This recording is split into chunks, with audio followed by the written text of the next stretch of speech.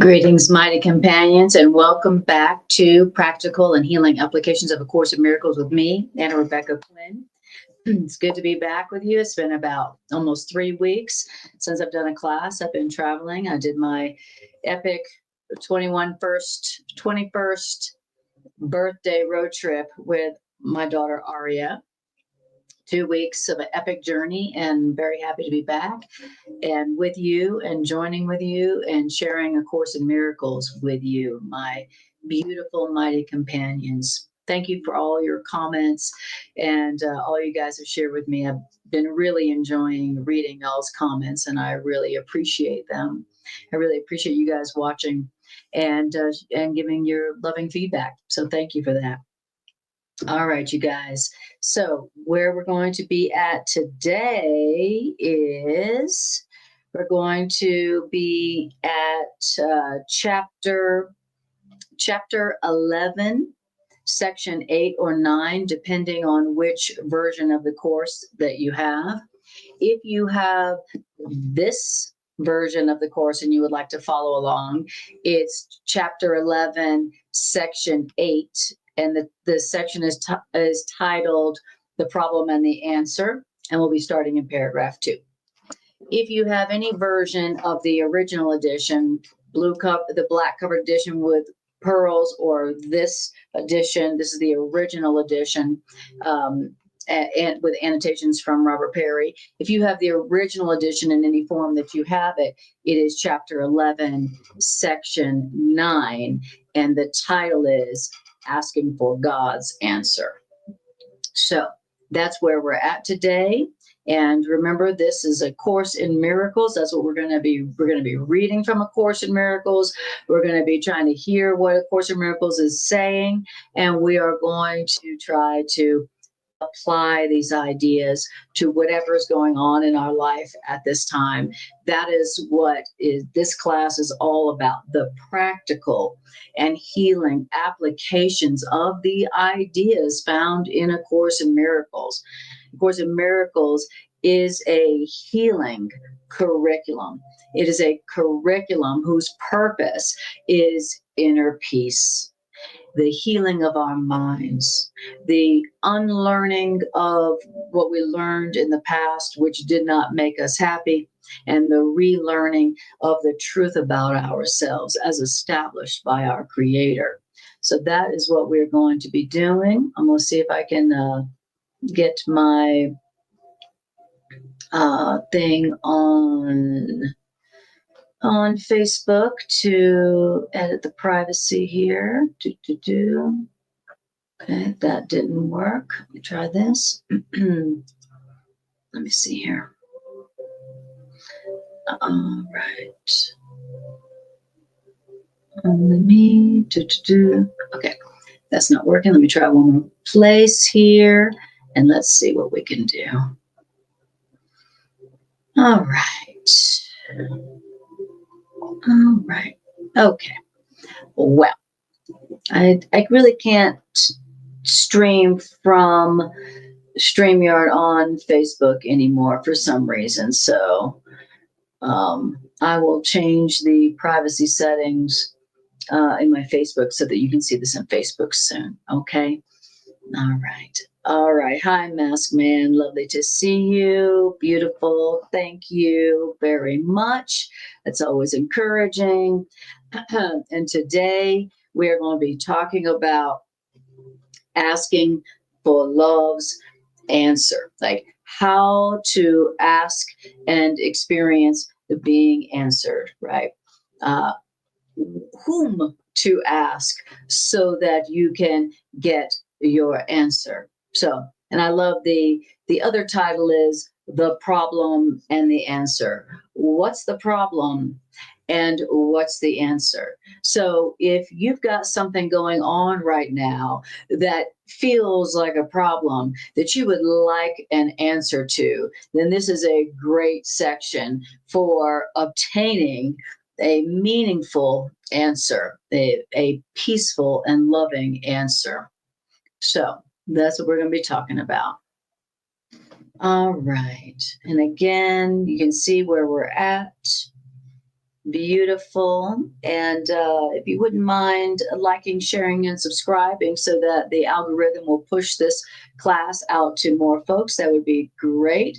This is definitely a message that has the power and the ability to heal and help many, many people accept the answer. Ask and accept the answer. Okay. The Course in Miracles says that the quality of the answer that you receive depends on the quality, the type of the question that you are asking. If you have not heard or received the answer to your question or to your problem, there's a very good chance that it has something to do with the questions you are asking about that problem. So in this section, it's going to show you another way to ask for the peace and the answers that you desire, such that you can get your answers, the answers to your question. The answers that answer a problem once and for all brings peace. So you know that you have received the answer when you are experiencing peace. So that's what we're going to be asking for. All right. Okay. Beautiful. So it says here, the Bible tells you to become as little children. Ever heard that quote? Except ye become as a little children. That quote, it says, we are told to become as little children. Why is it? Why do we hear, except ye become as a little child? Why do we hear that? Because little children recognize that they don't know. Little children recognize that they don't understand what they see. That's what little children understand. And we're being told here, become as little children. Why? Because little children understand that they don't understand what they see. And so little children ask what they see means. So we're being told, except you become as a little child, because little children understand they don't understand what they see, so they ask. Little kids are always like, what does that mean? What does that mean? What is that for? What is that? What does that mean? So don't make the mistake of believing that you understand what you see. Little children, they understand they don't know what they see. That they understand they don't know what they see means. And don't make the mistake of believing that you understand what you see, right? Because the Course in Miracles is telling us, unless you have perfect peace about what you're seeing and how you're interpreting it, you don't understand. True understanding always brings peace. Peace and understanding go together, A Course in Miracles teaches us. And so if you don't have peace, then you don't have true understanding. You may think you do, but remember, peace and understanding go together. Now, why is that? That's because the nature of reality is peaceful.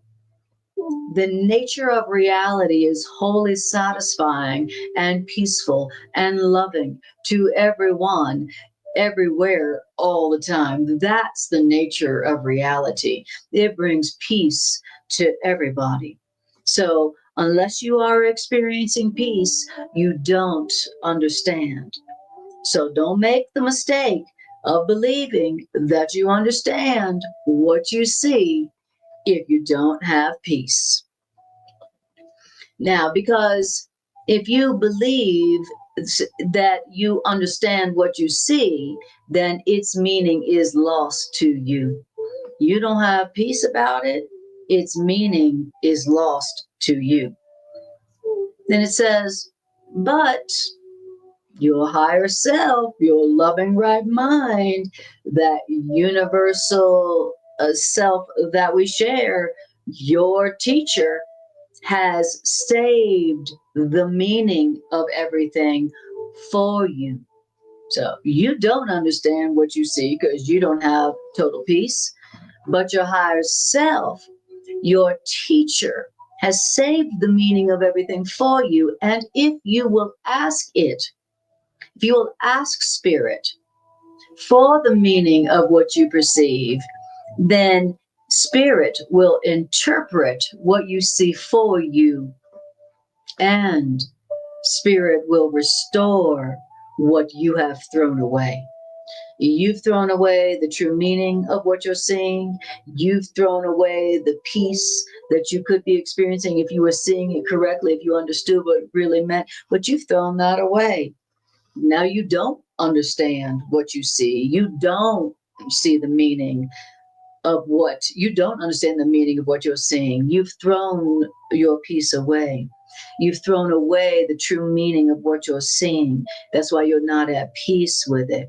But if you will ask your higher self, if you will ask Spirit to interpret for you the meaning of what you're seeing, then Spirit will restore to you the understanding and the peace that you have thrown away in this situation. So it's so beautiful. So the goal here is to realize that if you don't have peace about what you are seeing, what you are experiencing, it's not because there's no peace to be had. It's because you don't understand what you're seeing. You're interpreting it yourself, you who do not know. And how do we know you don't know? Because you don't have peace. So the problem is that you are in pretending to know what you don't know. You are insisting that you know what something means. You are insisting on interpreting it your own way when you don't really know the truth. And that's why you don't have peace. That's the problem. And so the answer to the problem of no peace is asking Spirit to interpret what you're seeing for you. And it will reinterpret for you the meaning of this and restore to you the peace and the understanding that you threw away. So here in the first paragraph, we already hear what the problem and the answer is. So that's so beautiful. Right. So where in your life right now are you experiencing a lack of peace about something? Where is that? Where is it that you're not experiencing joy, abundance, peace, love? Where is that happening in your life? Okay. Wherever that's happening, I want you to tell yourself right now, I don't understand that situation. I don't understand that relationship. I don't understand my job right now. I don't really understand what I'm seeing right now because I don't have peace. So now the next thing to do is ask your higher self for its interpretation of what's happening. All right. We're hearing about the problem and the answer already. Okay. Then it says in paragraph 2, now, as long as you think you know the meaning of this situation or relationship where you don't have peace, as long as you think you know its meaning, then you will see no need to ask its meaning. If you think you know what it means, you're going to see no reason to ask for what it means. Okay? If you think you understand what you're seeing, even though you don't have peace, you don't have a teachable spirit. Now your mind isn't open to hear the real interpretation, the peaceful, loving interpretation of it. It says, so as long as you think you know its meaning, you're going to see no need to ask the meaning of spirit. Yet you don't know the meaning of anything you perceive, period. What does that mean? I don't know the meaning of anything that I perceive. Well, the Course in Miracles is telling us not one thought you hold is wholly true.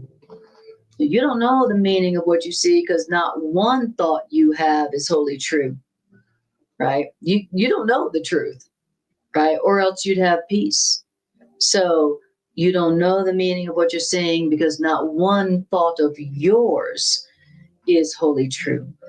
Only the thoughts of spirit at the moment are wholly true. Okay? What we've learned is not true.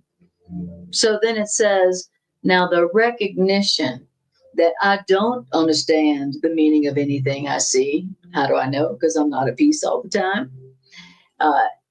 And the recognition that not one thought I hold is wholly true, which means wholly loving.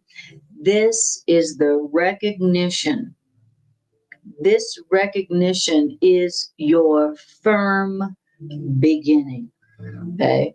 Beginning of what? The beginning of accepting the peaceful answer to this situation or relationship where you are not at peace. The beginning of the peace in this situation is your recognition that you don't understand anything of what you're seeing or experiencing at the moment. Okay. That's your firm beginning to you having peace in this situation or the relationship. Okay. All right. Now you're going to make progress. I don't know what this means. I don't know what this is for. I don't know what I'm doing. I don't know the meaning of what I'm seeing right now because I don't have perfect peace. And so I'm going to ask what it means from the one who knows, my internal teacher, my higher self, Holy Spirit, the universal self that we all share. I'm going to ask, what does this mean? Love. What does this mean, love?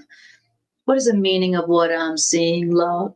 What is the meaning of what I'm experiencing, love? I don't know. I don't understand it because I don't have peace right now. And then, like I said, and then your teacher will interpret to you the true meaning and restore to you the peace that you threw away.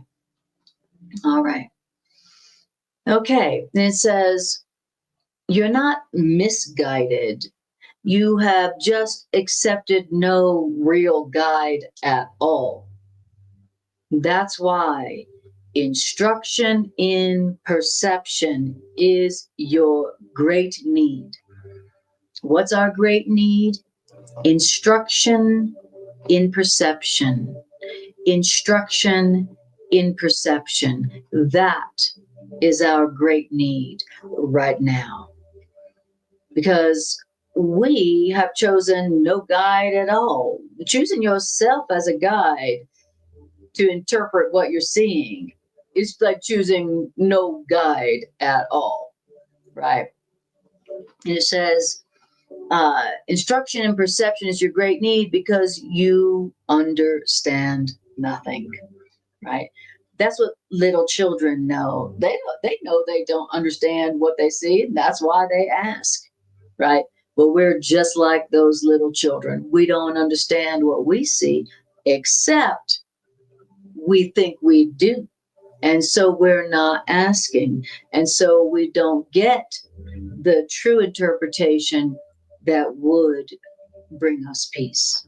So we're learning how to become as little children again and to recognize we don't know what we're seeing. We don't understand it.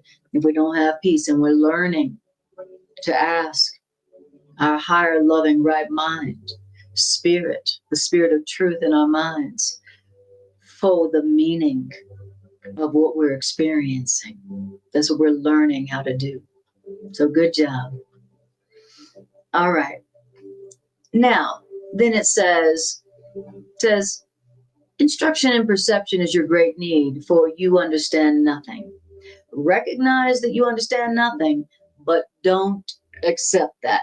Don't stop there, because understanding is your inheritance. So recognize you don't understand anything. You don't understand what this means and what it's for, but don't stop there, because the understanding that brings you peace is your inheritance. Understanding, knowledge, and the peace that comes with it is your inheritance. So recognize you don't understand what it means, and don't stop there. Ask for what it means from spirit. All right. Now, then it says, perceptions are learned, and you are not without a teacher. So the perceptions, the correct interpretations of things that bring you peace, they are learned. They are learned. And how are they learned? They are learned from your teacher, the teacher that you do have. Course in Miracles is reminding us that we do have a teacher. We do have a teacher. It may seem like we're alone. It may seem like it's only me in here. But the Course in Miracles is reminding us and reintroducing us to our teacher, our loving right mind, our higher mind, our true self, our Christed self, our teacher. We do have an internal teacher. Okay. And our internal teacher, our loving right mind teacher, is there to teach us how to interpret things correctly. Our internal teacher is there to teach us the true meanings of what we see and what we're experiencing, that we might experience peace.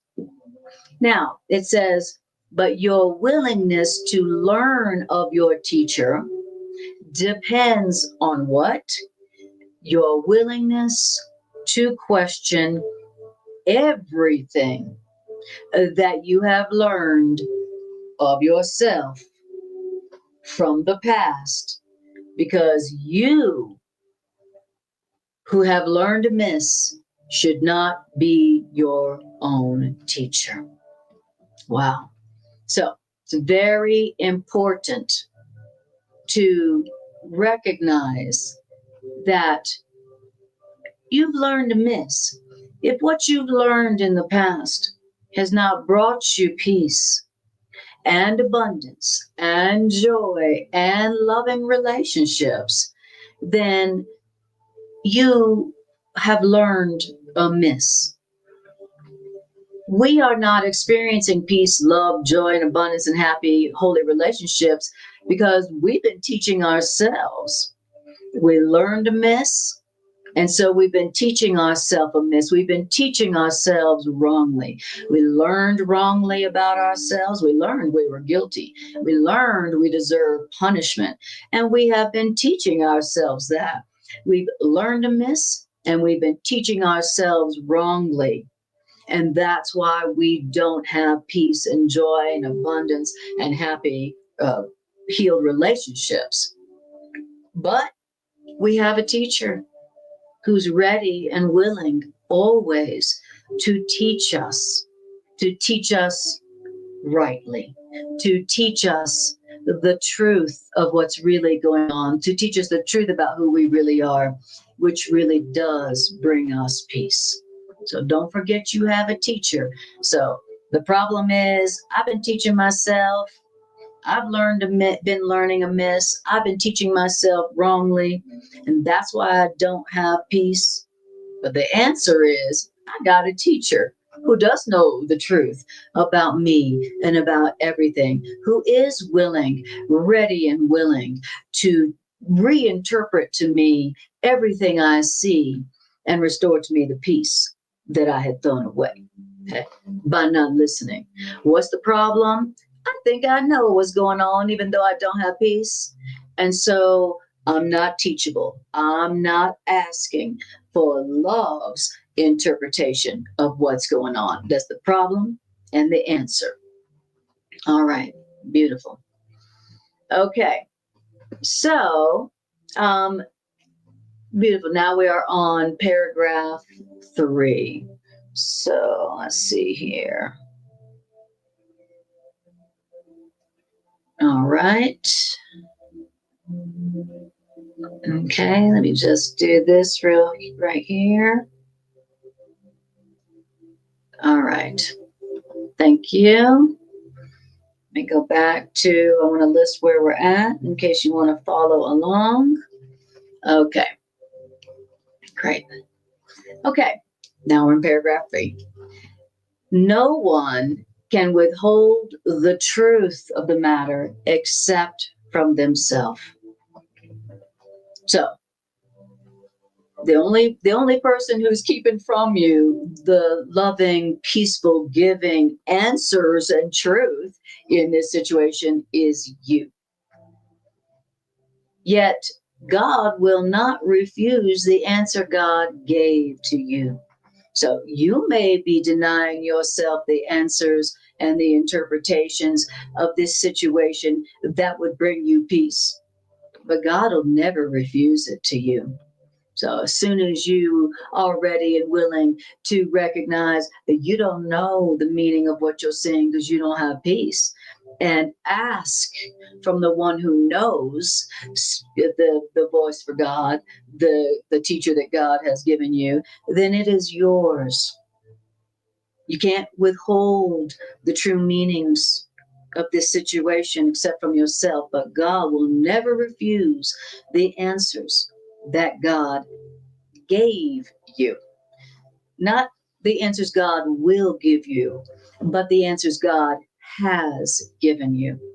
God has already given you all the answers, all the truth that will and does bring you peace. So even though you may deny that to yourself, God will never refuse it to you. And so you can always ask. But you're never going to ask God for the answers God's already given you while you think you know the answer, while you think you know what this means, even though you don't have peace. Literally, the only thing that is preventing you from experiencing the answers that love's already given you and is giving you is your belief that you think that you know, that you understand what's going on. You think you know, you think you understand, and so you're not asking. And you not asking because you think you know is the only thing standing in the way of you receiving the answer to this problem that enables you to have peace. Okay. I'm so glad to know that the answer to my problem is right there. It's right there, ready, and waiting for me. I don't have to wait for it. I don't have to beg for it. I don't have to sacrifice for it. I don't have to. Uh, I don't have to pray for it. I don't have to pay for it. All I have to do is recognize I don't understand what I'm seeing. That's it, and ask my teacher for the meaning of what I'm seeing. Beautiful. All right. Mm-hmm. Okay. So no one can withhold the peaceful answers except from themselves. Yet God will not refuse the answer God gave you. So ask then for the answers, ask then for the peaceful answers that are yours, but the answers which you did not make. And then once you have received them, don't defend yourself against the truth. Okay? That's the problem and the answer. Ask for the answers to this problem that you did not make. So basically, ask for the answer that you have not come up with yet. Okay? The answer to your problem that will bring peace where you have not been able to bring peace to yourself in this situation has got to be something you hadn't thought of. The answer to this problem that brings you peace has got to be an answer that you have not thought of yet, because the answer is something that you did not think of, or else you would already have peace. If the answer was something you could come up with, you wouldn't have this problem. So we're always asking, well, what's the answer? What's the answer to this problem?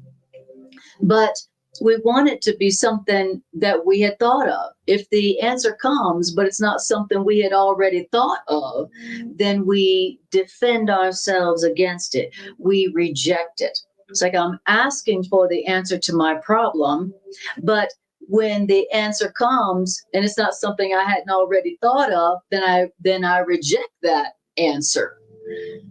As if, oh, well, if it's not something I haven't thought of, then it can't be true.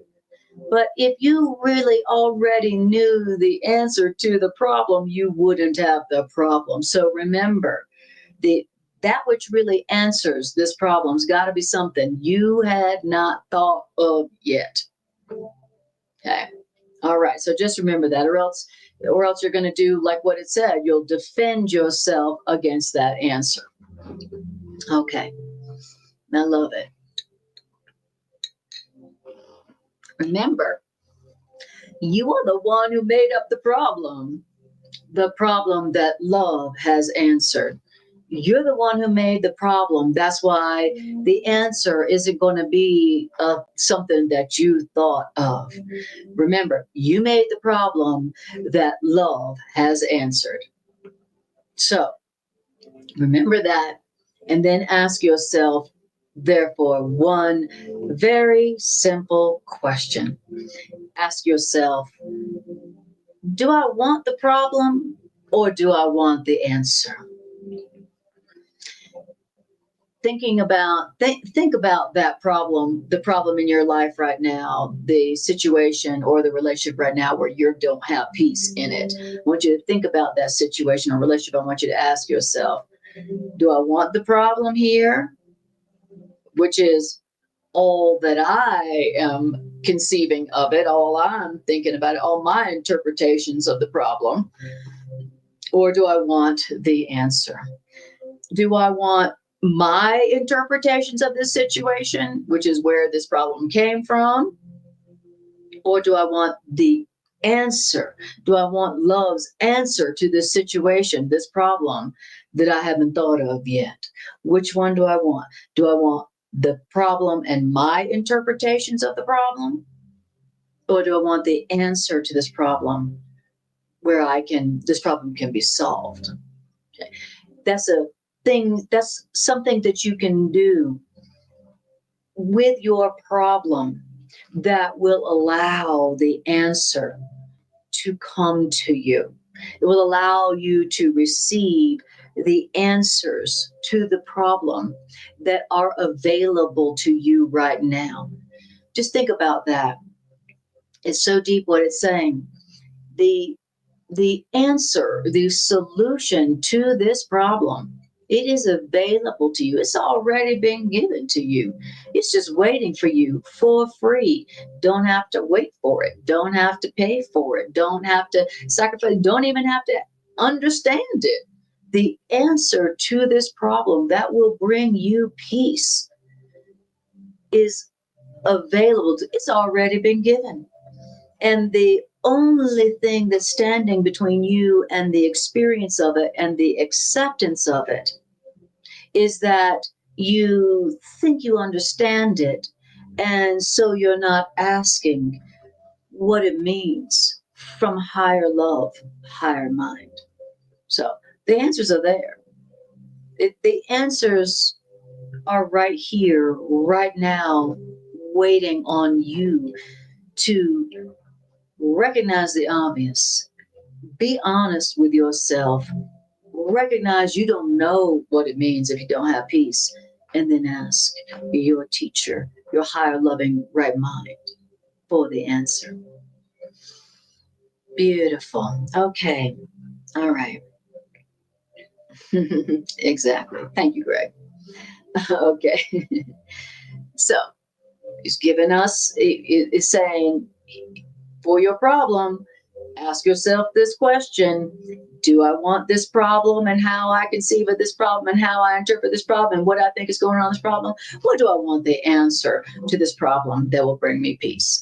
It says, if you decide for the answer, if you decide you want the answer instead of the problem is you have made it up, then you will have the answer to the problem that will bring you peace. Decide for the answer and you will have it because you will see the answer to this problem as it is. And how is the problem to this answer? Well, it's already yours already. Say you decide you want the answer, and then you'll see the answer as it is, and what it is yours already, right? Every time the problems are answered, when you go to spirit, your higher loving mind, your internal teacher who does know the truth about everything, and you ask it for its interpretation of what you're seeing, then you're going to realize, oh, I had that all along. I know I had that answer all along. Why didn't I see it? So when you receive love's answers, it's always with this realization that you had it all along. Because love's answers are not something that are only given to you when you ask. It's just that when you ask, now you're open to receiving it. When you recognize you don't know what it means, only now is your mind open to receive the answers, the correct interpretations of it that do bring you peace.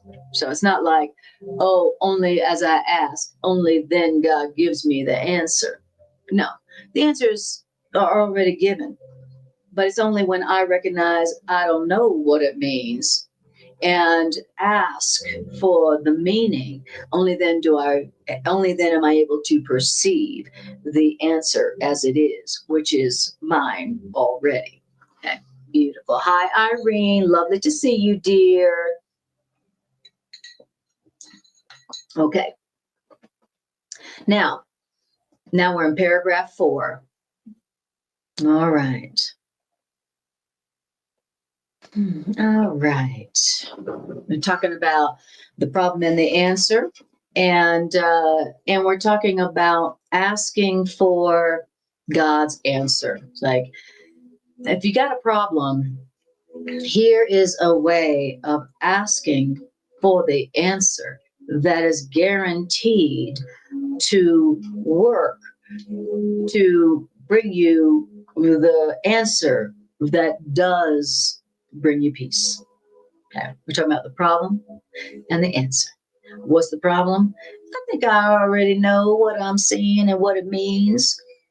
Even though I don't have peace and prosperity and love and all that good, all that stuff, that's the problem. I think I understand what I'm seeing when I don't have peace. Okay. And what's the answer? The recognition that I don't understand and asking the one who does for the meaning of what I'm seeing and what I'm experiencing. And then I will perceive that I had the answer that brings me peace all along. Okay. Problem and the answer.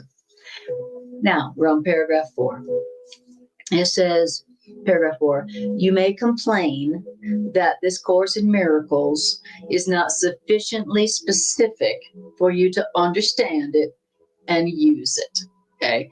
Has anybody out there listening ever had that, ever had that complaint? I don't understand. The Course in Miracles is not being specific enough for me to understand it and use it. Okay. We've all had that experience. Like, I don't understand what the Course in Miracles is saying. I don't understand what it is specifically saying, and also I don't understand how the Course in Miracles, how to specifically use it. Course in Miracles is nothing but one big instruction manual. That's all it's doing. It's telling you what the truth is and how to use it. What the truth is and how to access it. That's all it's doing. It's just telling you one instruction after another.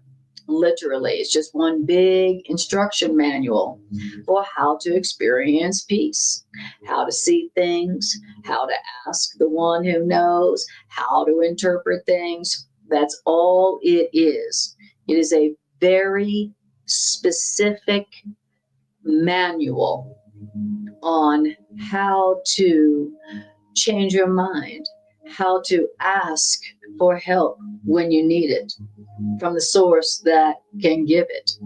Okay. But we perceive it as not specific enough for us to understand and use it. Remember that perception when you first started studying A Course in Miracles? I do.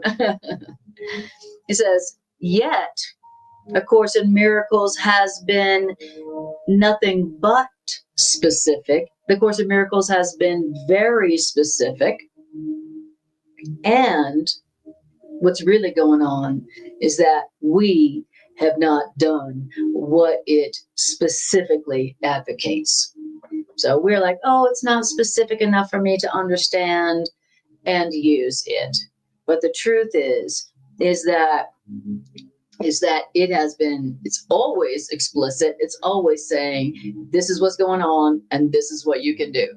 Do this, do only this, do this, remember this, remember that, interpret it like that, think about it like this, say this, do this, remember this. It's just nothing but specific instructions. The problem is that we have not been doing what it specifically instructs.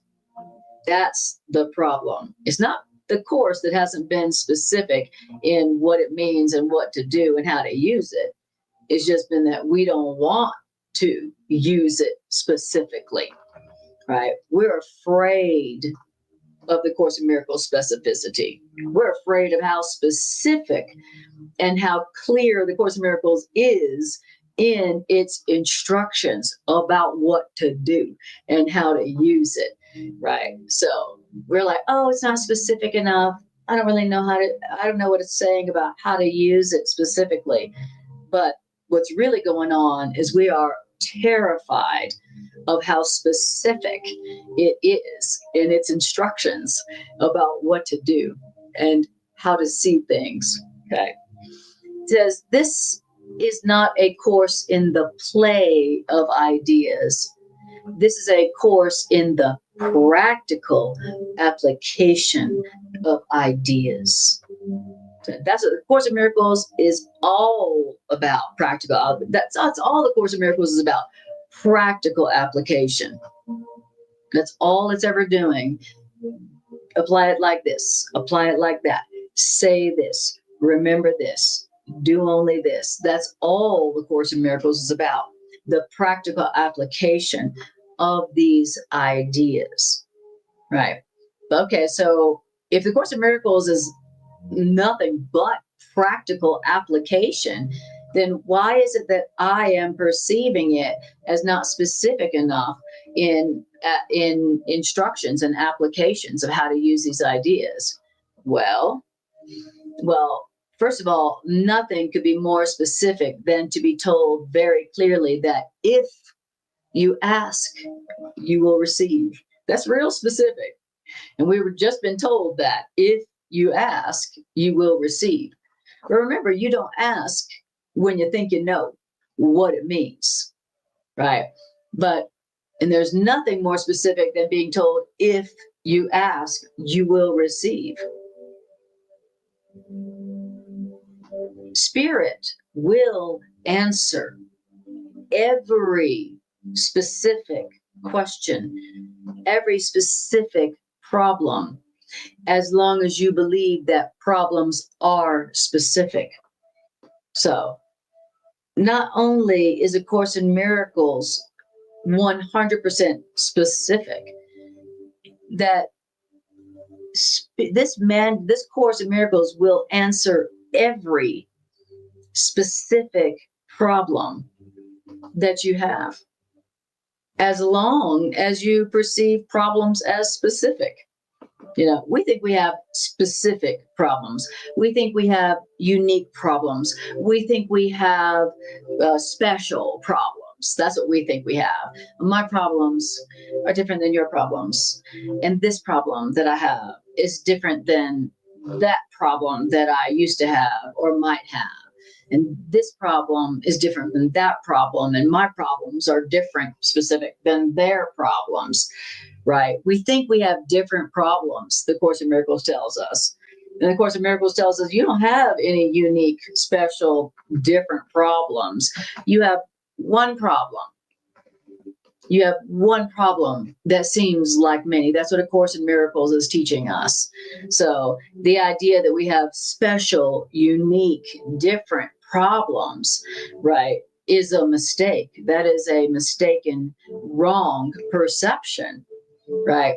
He says, so, but as long as you think you have specific problems, then spirit will answer your problems very specifically. Spirit isn't going to be like, well, you don't have a money problem, so I ain't answering it.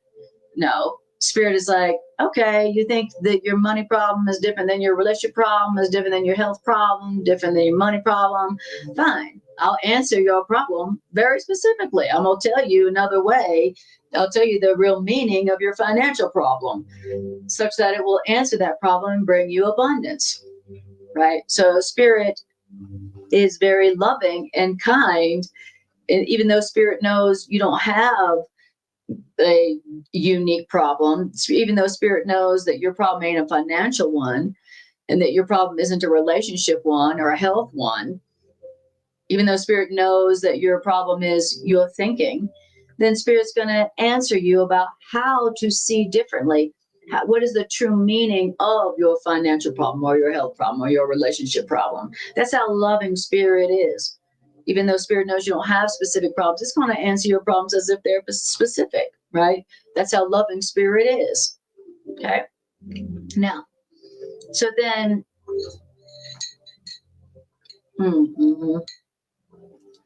says, so as long as you think your problems are specific, then love's answer is going to be both many and one, as long as you believe that the one problem is many.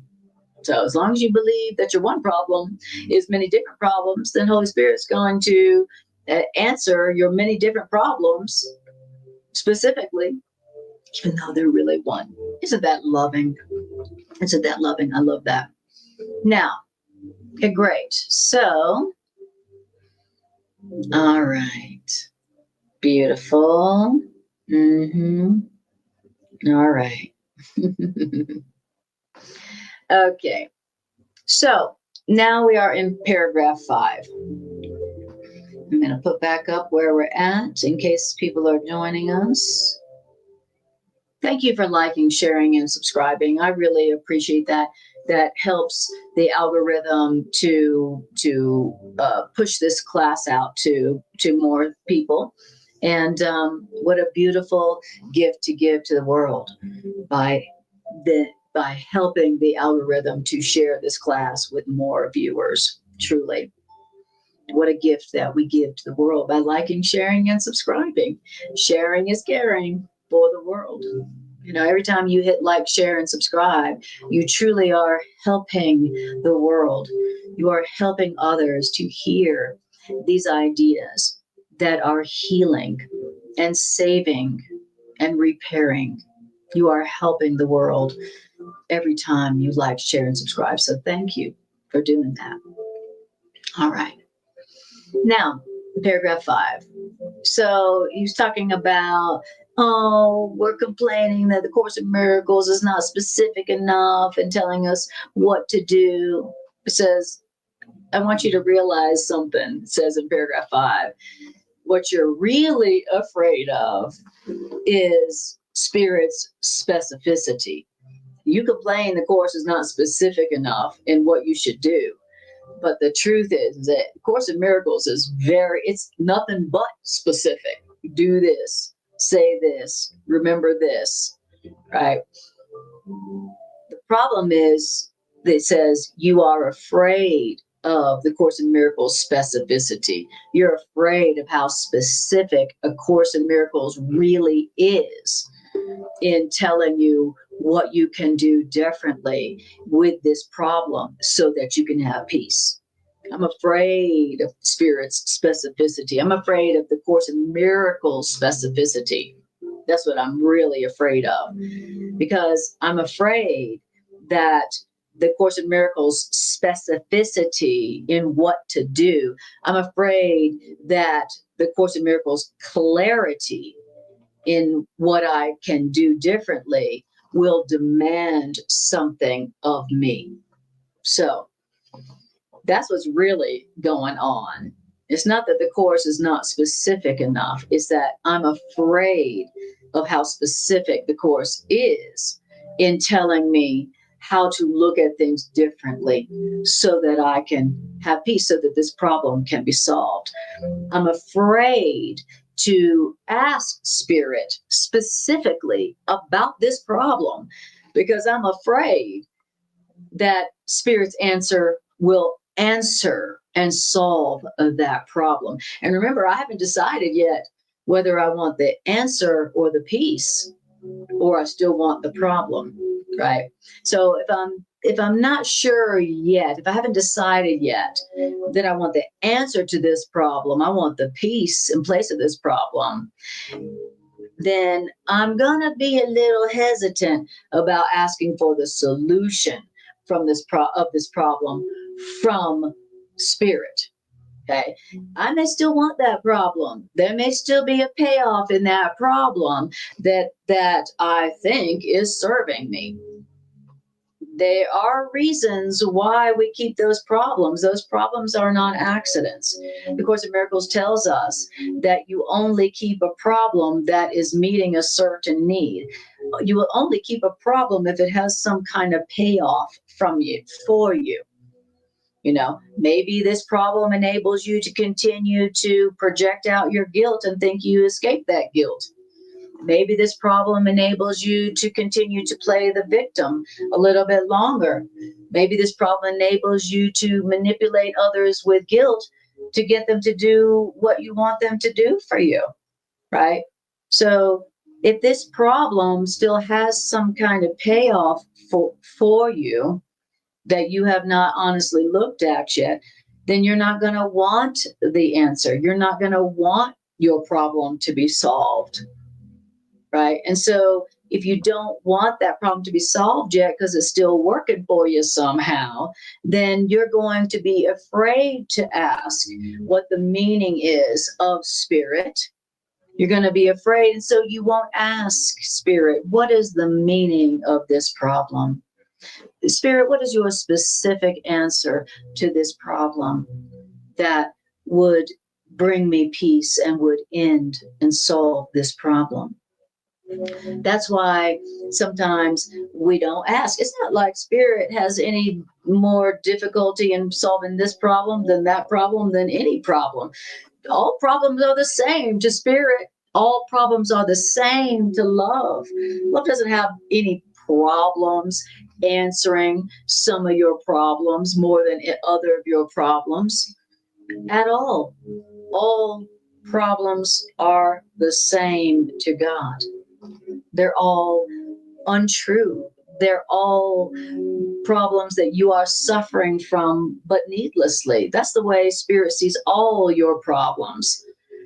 Spirit sees that all your problems are ways that you are punishing yourself unnecessarily. Spirit sees that all problems are the same. They're unreal, and they're just you trying to punish yourself for a crime you could not have committed. So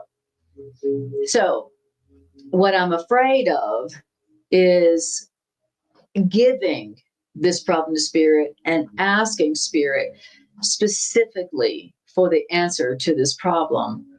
And that's why I look at A Course in Miracles and go, well, A Course in Miracles is just not specific enough. I mean, like, I heard what you're saying, but what should I do, Course? Right? That's what's really going on when you are perceiving the Course is too difficult for you to understand or to apply. It's not too difficult for you to understand or apply.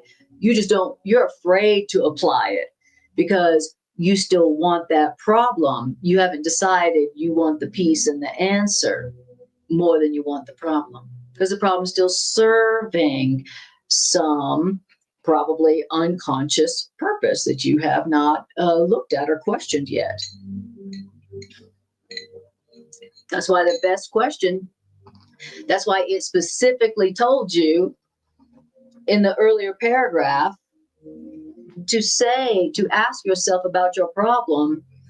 Do I want the problem, or do I want the answer that solves this problem?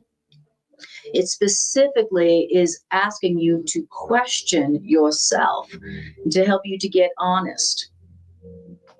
Because the moment that you say, yeah, I don't really want the problem anymore, and I don't care about my interpretation of the problem, I don't care about being right anymore, I don't want the problem anymore, it's no longer serving me, and I want the answer.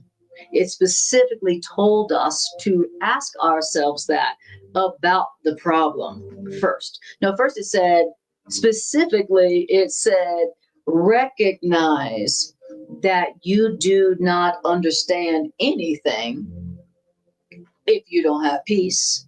And then it specifically told us to then ask for the meaning of it from our higher loving right mind, spirit.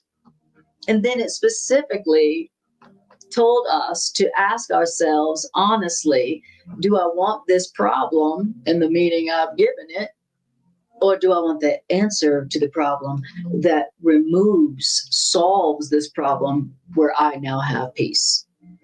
Everything is specific, very, very specific. So it's not that the course isn't specific enough, it's that I'm afraid to ask spirit for its specific answer to this problem, because the problem's still serving some kind of purpose for me. It still has a payoff. All right. So he says, so I'm not going to ask spirit for the answer to the problem, the specific answer, because I think that spirit specificity in my answer my problem will demand something of me. Yeah, like the problem. I don't want spirit to specifically answer my problem, because I'm afraid that spirit's answer of my problem will deprive me of my problem. And I still think my problem is serving some purpose that I value. Like getting somebody to feel guilty enough to do what I want them to do in my script of how things should be going. All right. So it says, but only by asking will you learn that no answer given by God demands anything of you. Only by asking God for God's peaceful answer to this problem. He said it will only by asking for God's answer will I learn that God's answers demand nothing. They demand nothing of us. So you've received an answer from God, because it won't be demanding anything of you. It will just be giving you peace. So what you're hearing, is it demanding anything of you? Is it commanding you in anything? Well, if it is, then you haven't heard God and you haven't heard the answer. So don't be afraid to ask God for God's answer to this problem, because no answer that comes from God will demand anything of you, because God only gives. God doesn't take. I love that line. I love that line so much. God only gives. God does not take. That's all. That God, true God, doesn't go, Well, if you sacrifice like this, then maybe I'll give you the answer. Maybe I'll give you peace. Maybe I'll give you life. Maybe I'll give you love. If you sacrifice, if you give up something, that's not God. That's the ego. God only gives. There's a very radical concept about God that A Course in Miracles teaches us. God only gives. God does not take. God, it's not God who's ever like, hey, you owe me, and only as you give up this will I give you this. That is not how God thinks. That is not how God operates. God's not like us in that regard. God only gives. God doesn't take. I love that. Remember that. Remember that. Now, we're refusing to ask God for God's answer that will bring peace because we believe that asking is taking. And we don't perceive that asking is sharing. So that's such a great explanation about why we don't ask God or others for help. You know, we don't ask for help. We don't ask God for the answers that God's already given us that will bring us peace, that do solve our problems, because we believe that asking is taking. That's what we've learned. We don't realize that the truth about asking is that when you're asking, you're actually sharing. When you ask for help, you are actually sharing help, right? You know, when you ask for help from somebody, you are giving that person an opportunity to give, which is the only way they can increase their stores, right? So if you don't ask them, then they don't give, and giving is the only way that they can experience abundance. So by you're not asking them, you're depriving them of abundance, right? Of Course in Miracles says that giving and receiving are one. So only as we give do we experience the abundance that is ours, right? So, but if people aren't asking, then we don't have the opportunity to give and to increase our stores, our abundance. We don't understand that asking God is sharing with all of creation. Every time you ask God for the answer, every time you ask God for help, you're actually sharing that help with others, with the world.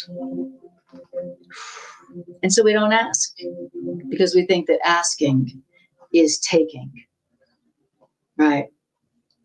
So that's so true, right? We don't ask for God's help because we think that it's taking, but God only gives. And every time you ask from God the answer, God gives you, and the abundance for everyone is increased. I love that. You are refusing to ask for help, for the answers from God, from Spirit, from the love in others, because you believe, because you've learned that asking is taking, whereas really asking is sharing. When you ask of somebody for help, you are enabling them to give the help, which is the only way that enables them to receive the help for themselves. They have to give in order to receive more. Well, they have to give to receive more. If you don't ask, then they don't give, and so they don't experience more. That's why asking is sharing. Isn't that beautiful? And so I love that concept. So many beautiful concepts in here. Yes, beautiful. Wonderful. Hi, Cece. Hi, Brian. Lovely to see you. Brian says, I don't care about being right. This has really helped me. Me too. Exactly. I don't care about being right. I just,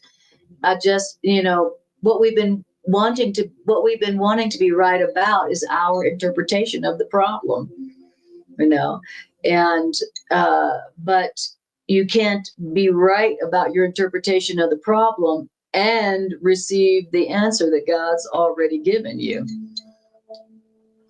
Mm-hmm. Yes. Okay. Yeah, Greg says you have not because you ask not. That's right. I love that. I love it. God gives, God does not take.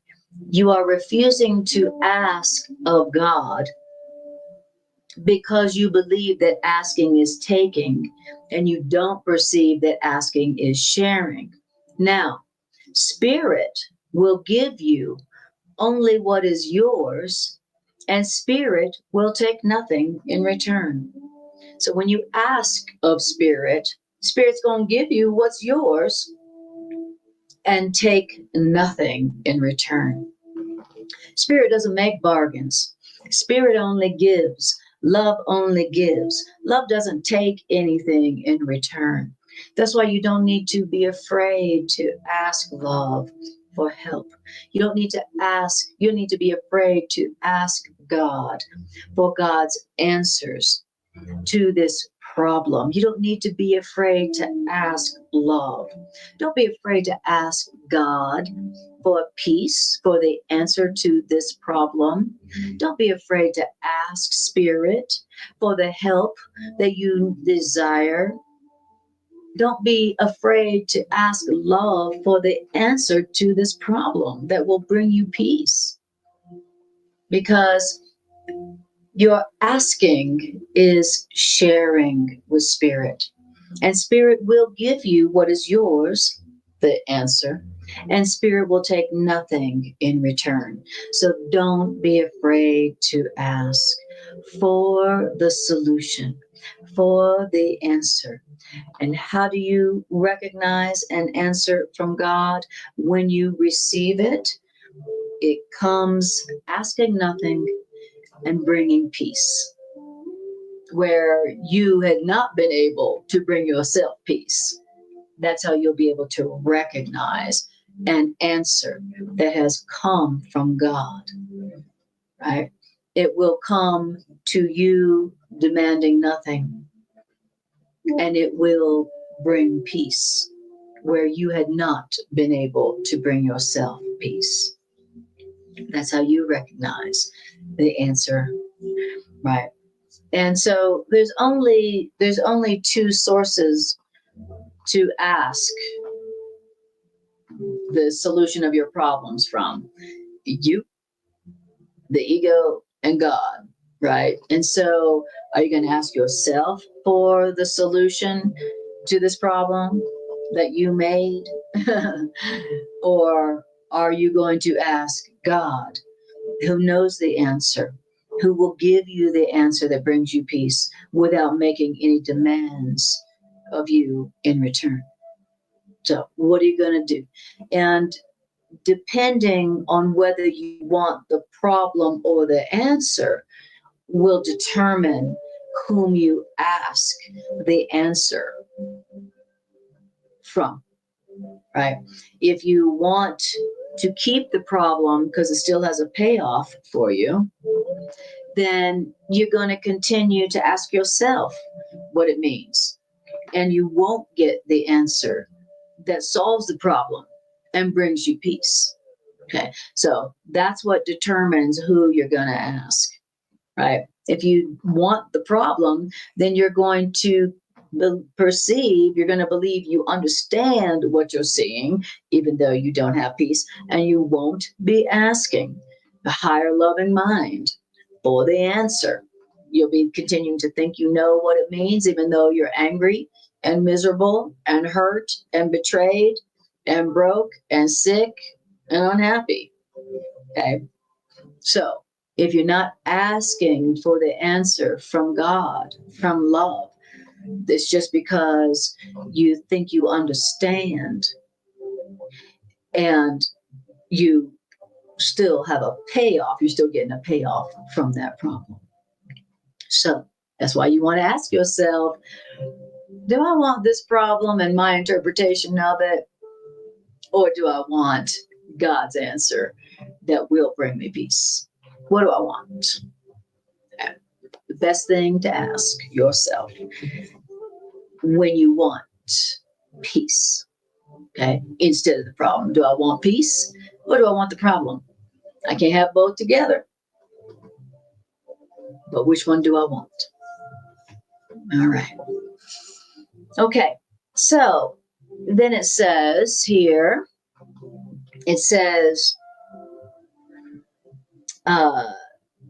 now, right, Spirit will give you only what is yours, the peaceful answer, and will take nothing in return. Because what is yours is everything. And you share this everything with God. Wow. Did you know that you have been given everything by God? What is yours is everything. And this everything that's yours, you share that with God. Wow. And that's what you get when you ask God for the meaning of what you're perceiving. You get the everything that is yours that you share with God. That's what you're going to get. That's what we're really afraid of.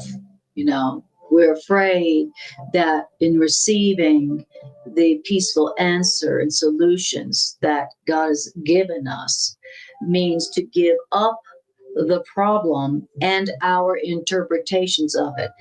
Then there's a part of me, my ego, that would rather suffer and keep my interpretation of the problem as I see it. It's like I'm possessive. Like, I want to be right. I want to be right about this problem more than I want to be happy.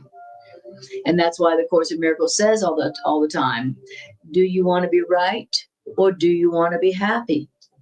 Right? Do you want to maintain your interpretation of this problem as you've been seeing it and suffering from it? Do you want to keep your version of this problem? Or do you want to be happy? Do you want to ask God for the solution to this problem and be happy? Right? That's the question. That's the question. Do I want to be right about this problem and keep it?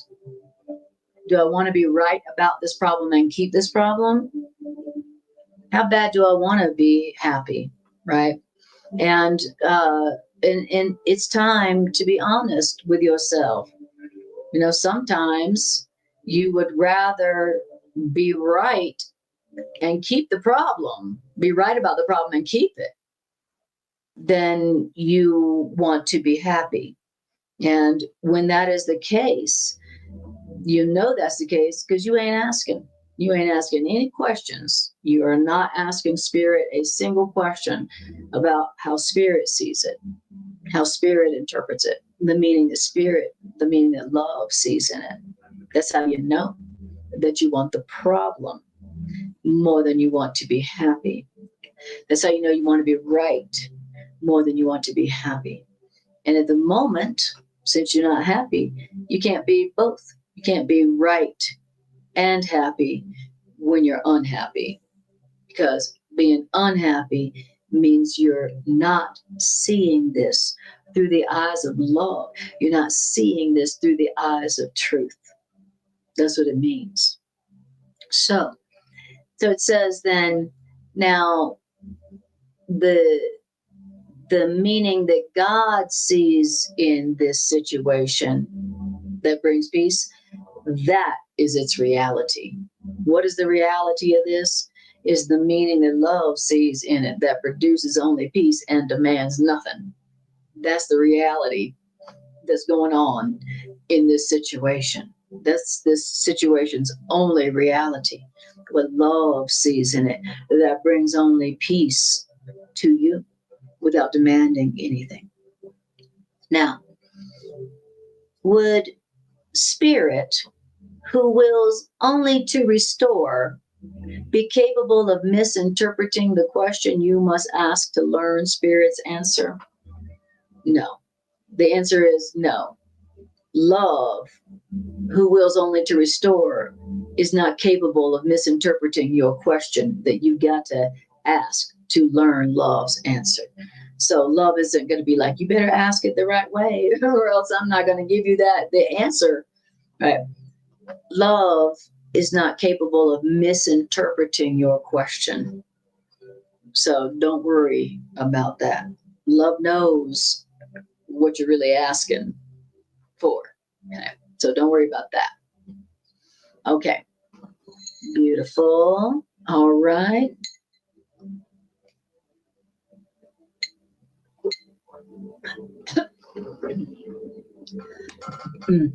Excuse me.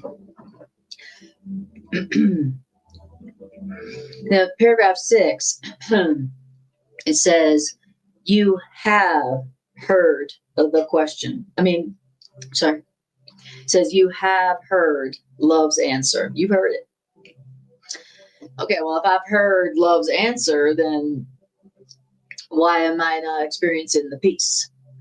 Well, you have heard love's answer, but perhaps you have misunderstood the question.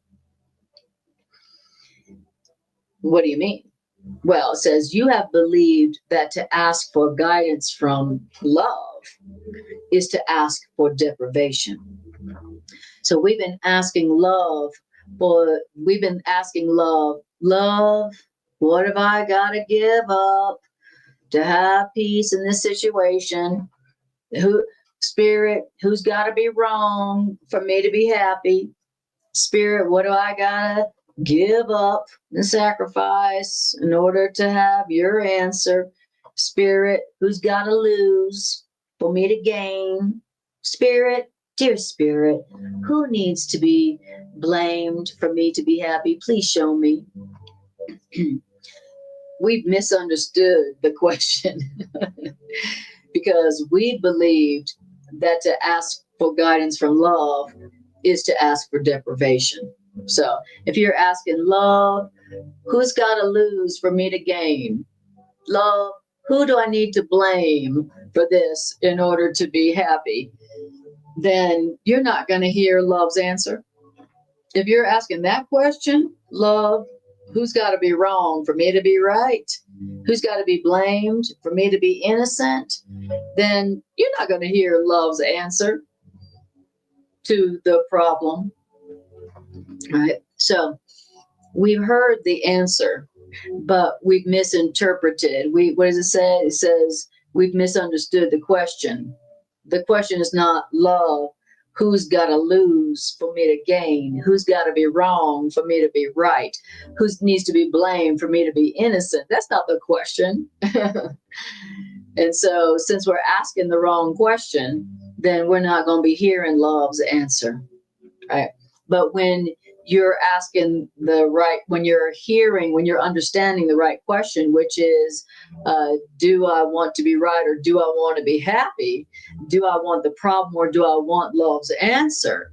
Only then are you going to hear the answer and be released by it and experience peace and then love and joy and abundance as a result. Little child of God, it says, you don't understand God. Little child of God, you don't understand God. You know why you don't understand God? You don't understand God, little child of God, because you believe in a world that takes. And the reason you believe in a world that takes is because you believe that you can get by taking. You believe that you can take something from another and have it. You believe that you can deprive somebody of their innocence or their abundance and actually have that innocence and abundance yourself. That's why you experience a world that takes. Wow. That is the answer to experiencing a world that takes. That's how I experience the world, a world that takes. It's always taken. So I always got to paying more. I always got to be sacrificing somehow. I believe in a world that takes. I'm experiencing a world that takes and takes and takes because I believe that I can get by taking. I believe that what I take from others, I have gained. I believe that by other people's losses, do I gain. I believe that as they lose their innocence and as they're guilty, do I gain in innocence. And that's why I experience a world that takes. Wow. Well, I don't want to experience a world that takes. And so I want to learn that what I have doesn't come from what I take from others. You know, you don't have innocence from taking other people's innocence. You don't have innocence by depriving other people of their innocence by blaming them. You don't have abundance by taking abundance from others. You don't have your innocence by blaming others. Okay. That we don't understand God because we believe in a world that takes. And we believe in a world that takes because we believe that we can take from others, that we can get by taking. But by that perception that we can get by taking from others, we have lost sight of the real world. Right. You don't understand God because God don't take. God does not take. God only gives. So if you believe that you can get by taking, then you will not understand God and you will lose sight of the real world. In the real world, you don't have by taking. In the real world, there's no deprivation where, either they have or I have, and what I take from them is what I have. The real world is not a dog eat dog world where everything has something because of the deprivation of somebody else. Right. That's here. In the real world, there is no lack, there is no loss. In the real world, you don't have what you take from others, like we experience here. And I love hearing that the only reason I experience a world that takes and takes and takes from me is because I believe that I can get by taking. I believe that I can take my innocence from others. I believe that I can take my being right from others by them being wrong. Now, when I have that perception that I can take, that I have what I take, then I'm going to lose sight of the real world where everybody has everything. Okay, that's the real world where everybody realizes that they have everything because they're a creation of God. That's the real world. And you experience the real world when you realize that you've been given everything. And so has everybody else been given everything by God because God only gives. And God loves all of God's creations equally. God has given everything to all of God's creations equally and forever. And so there's no need to take from anybody. Nobody has any more than anybody else in reality. And the real world is where we realize that and where we experience that. That's what I want to experience. I want to experience the real world where everybody knows that they've been given everything by God. And so there's no need to take anything from anybody. Says so, but you're afraid of the world. You are afraid of the world as you see it. Right, of course. The world as we see it is a world where you only have what you take. It's a dog eat dog world. So we're afraid of the world we see, the world of you only have what you take. So everybody's trying to take from everybody else, right? And when you believe that you only have what you take from others, then you're going to only experience loss and lack. That's a fact. You're afraid of the world as you see it, the world of lack where you got to take if you're going to have something. But the real world is still yours for the asking. I love that. The real world where everybody knows that they have everything, so there's no need to take anything. The real world is still yours for the asking. How do I experience the real world? Asking. I want to see the real world. I want to experience the real world. I want to experience. How do I experience the real world? God, I ask for your answer to the world that I see that I'm afraid of because it's a world of lack where everybody thinks that they're in lack and they gotta take what they need from others. God, I want your answer to the world that I see that I am afraid of. It's a world of taking. The real world is still yours for the asking. Don't deny the real world to yourself because the real world can only free you. So don't deny the real world to yourself. Don't be afraid to ask for the real world because it's not going to, it can only free you. It's not going to ask any sacrifice of you.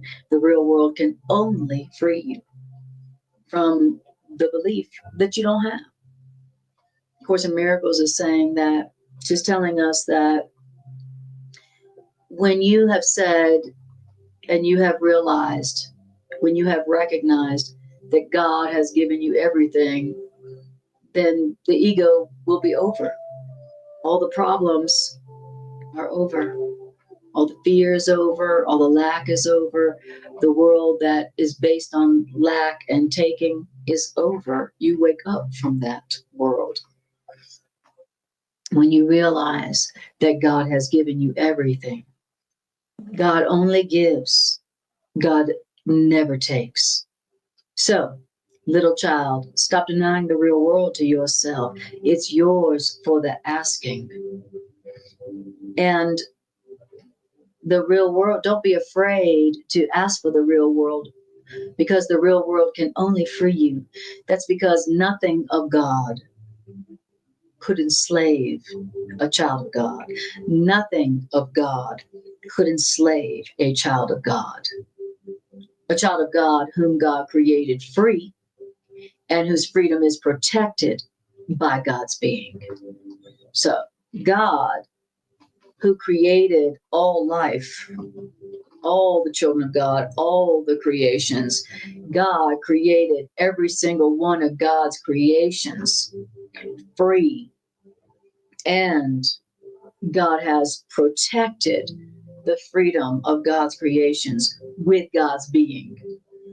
So, nothing that comes from God, nothing of the real world could enslave you or anyone. So don't deny the real world to yourself. Don't be afraid to ask for the real world for yourself. Blessed are you who ask the truth of God without fear. So if God has given you everything and God has ensured your freedom and your eternal abundance with God's being, then if you ask God for the truth, then you're gonna experience the ultimate blessing. You'll experience yourself as blessed. Blessed. Blessed are you who ask the truth from God. God who created you free, God who has given you and all of God's creations everything, and God who has ensured your freedom and protected your freedom with God's being. So blessed are you who ask the truth of God. without fear. Because only by asking the truth of God without fear can you learn that in God's answers is your release from fear. So, God, what is the truth? God, what is the answer? God, what does this mean? What is this for? What is the truth? God, what does this mean? Beautiful child of God, you are asking only for what I promised you, says God. When you ask God for the truth, for the meaning that sets and keeps you free, all you're going to hear is, beautiful child of God, you are asking only for what I promised you. Wow, isn't that beautiful? I thank God for A Course in Miracles. I thank God for the Course in Miracles because it is enabling me, it's reminding me and teaching me very specifically how to ask God, love, the author of reality, who is only love, who only gives, for the truth of my being, for the truth about reality. And the truth and the reality of everything only sets free. It only gives. It only reminds us that we are free always and that we have everything because we are children of God. We are creations of God. And God only gives. God never takes. So, all right. Well, we're going to stop there for tonight. And I thank you for joining us. And I want to give you a couple of announcements and tell you about my website and what you can access through my website. And then maybe we'll do a couple minute integration meditation. So, announcements are um, this Saturday in person at the Rocky Mountain Miracle Center, my co-teacher, Dr. Carla Adams, and I are going to be doing a workshop called Building Community Through Conscious Communication. This is an in-person workshop. As we're going to be doing communication exercises, I'm going to be teaching the intentional dialogue technique that, in my experience, is forgiveness in action. There is a way of being in communication with others that is automatically practicing forgiveness, as A Course in Miracles teaches us, which heals relationships and allows our relationships to become safe and honoring and holy and healing places for the world. So that's what we're going to be doing this Saturday. Now, if there's not enough people who've signed up for it, then we'll probably do it next month in August, first Saturday in August.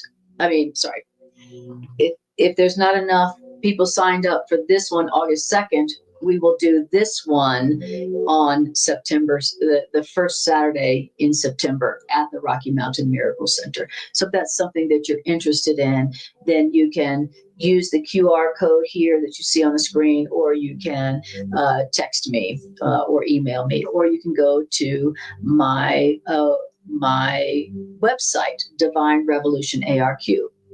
Now, by going to Divine Revolution ARQ and becoming a member, which you can do for free, you can access my sessions.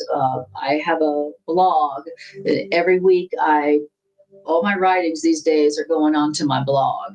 So if you're looking for some inspiration and you like the way spirit comes through me in my writings, then going to my website is a great place to find those writings and those inspirations. Also, you can access my Course in Miracles recordings. And then also I'll be doing eventually with members monthly Zoom sessions, Zoom classes, or just Zoom hangouts. Course in Miracles support group, I like to call them. So check out Divine Revolution ARQ.com and go see what's waiting for you there. So, and then there's this. So if you're interested, let us know. And also, if you would just know that I'll be broadcasting from my new Facebook channel only as soon as I have 100 people that have that are members of that. So soon that'll be my new Facebook page only. So if you like to access my content through my Facebook page, then go to my new Facebook page, which is right there on the screen, and like and follow me there. All right. So, all right, let's just do a 2-minute integration meditation. And thank you, Carla, for that message. I appreciate that. Right on. Community is the answer. Love it.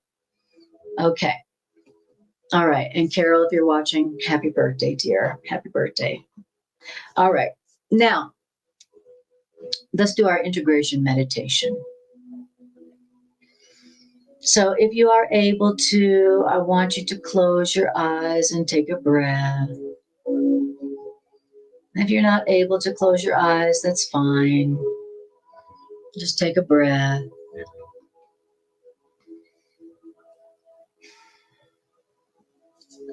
And first, I want you to just breathe and notice how you feel right now. Tune your awareness inward. How do you feel right now, having heard these ideas from A Course in Miracles?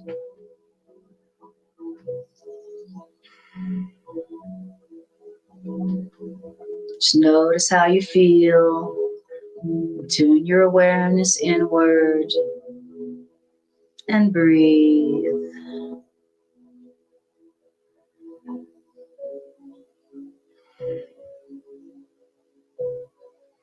Beautiful. Now, I want you to bring your problem situation to your awareness. Where is it right now that you don't feel happy, you don't feel peaceful, where you feel hurt, where you feel unappreciated? Where is it that you feel angry, got a grievance? Where is it that you're not feeling peace right now? To bring that problem to your awareness.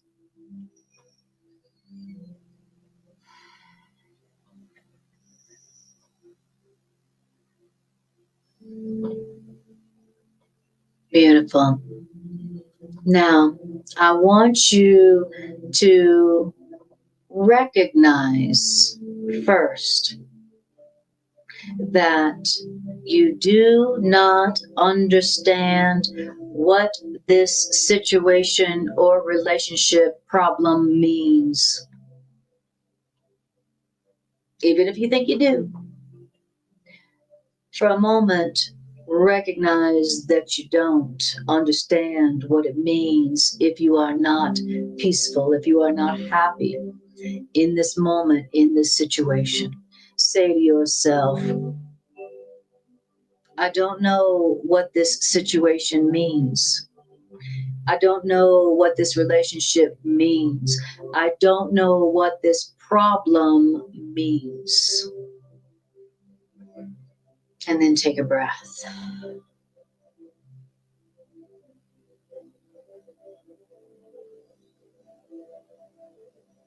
And now I want you to ask yourself this question and answer it as honestly as you can. Do I want this problem, or do I want its peaceful answer? Do I want this problem and how I interpret this problem, how I'm seeing this problem right now?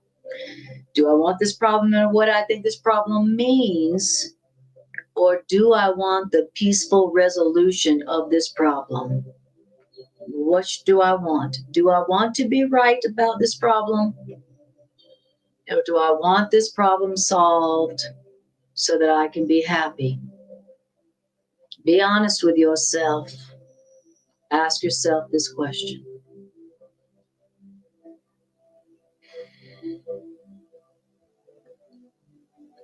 Now I want you to decide that you want the peaceful answer. I want you to decide that you want love's peaceful resolution to this problem, because you want to be happy more than you want to be right about this problem.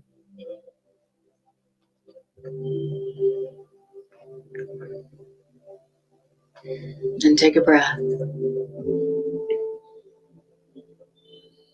and breathe.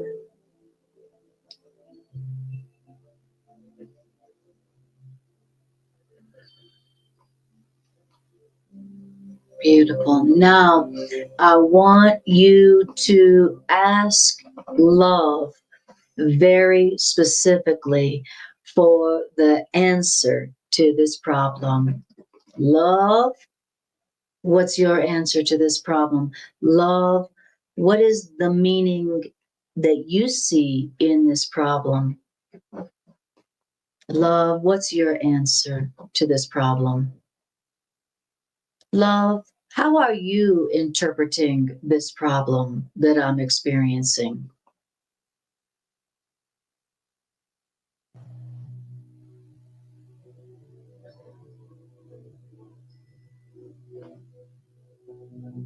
Breathe and receive. Don't defend yourself against love's answer just because you didn't think of that answer. Love, what's the meaning of what I'm perceiving? Love, what's your answer?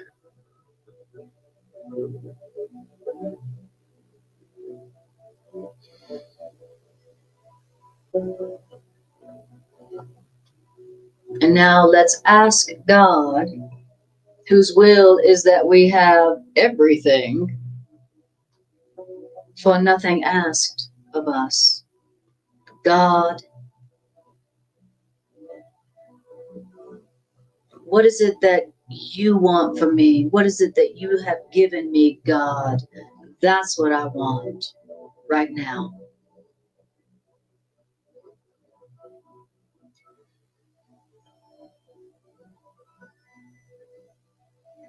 What's your answer, God?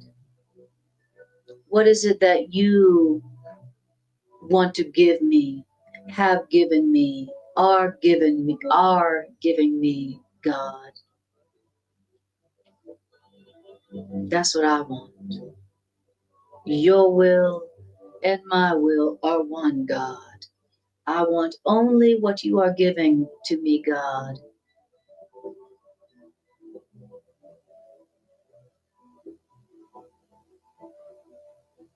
God has given me everything. God, you have given me everything. That's what I want. Not this problem.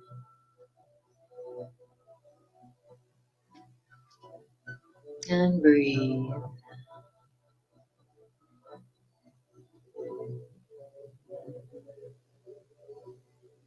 Beautiful. All right, you guys. All beautiful. Well, guys, I appreciate you. Thank you so much for joining this class. Thank you for supporting this class. Thank you for sharing this class. Thank you for liking and subscribing. Thank you for taking these ideas and sharing them however you may do that. Thanks for being here. Just your being here and joining in this sharing is sharing it with the world. I appreciate you all more than I can say. Go check out my website, and I look forward to connecting with you even more deeply in many more wonderful ways. Thank you all. Appreciate you, and I'll see you next time.